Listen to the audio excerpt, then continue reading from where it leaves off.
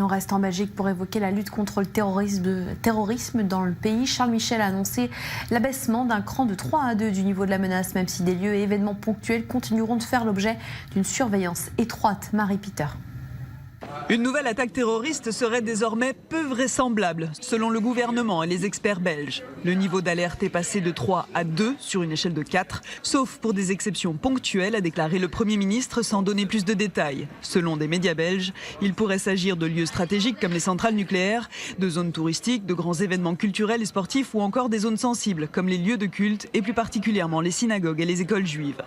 La raison invoquée par le directeur de l'organe de coordination pour l'analyse de la menace, la défaite militaire du groupe État islamique en Irak et en Syrie. On a pu constater que le califat physique n'existe plus en Syrie et Irak.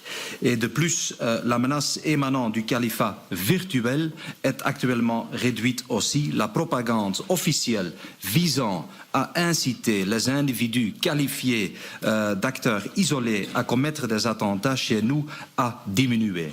Les autorités belges affirment ne pas sous-estimer la dangerosité des loups solitaires ou d'ex-combattants du Levant qui réussiraient à s'infiltrer en Belgique. Mais le gouvernement souhaite diminuer la présence des militaires dans la rue car il estime que la population a désormais acquis des réflexes de vigilance suffisants. Cela ne signifie pas un passage en niveau 3 ou en niveau 2 que tout serait résolu. Ça signifie qu'il y a une baisse générale au niveau de la menace, mais qui suppose de garder cette préoccupation pour une culture de la sécurité que l'on a contribué à développer durant les dernières années à la suite des attentats dramatiques en Europe et y compris en Belgique. La Belgique était en niveau d'alerte 3 depuis la mi-janvier 2015 suite au démantèlement de la cellule djihadiste de Verviers et ce, une semaine après les attentats à Paris contre Charlie Hebdo et l'Hypercacher.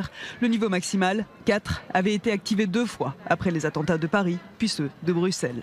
Officiellement, la décision du gouvernement belge n'est pas motivée par des considérations budgétaires. Toutefois, l'opération militaire sur son propre sol a coûté 56 millions d'euros à la Belgique en 2017. Un budget qui pourrait être réaffecté à de nouvelles priorités.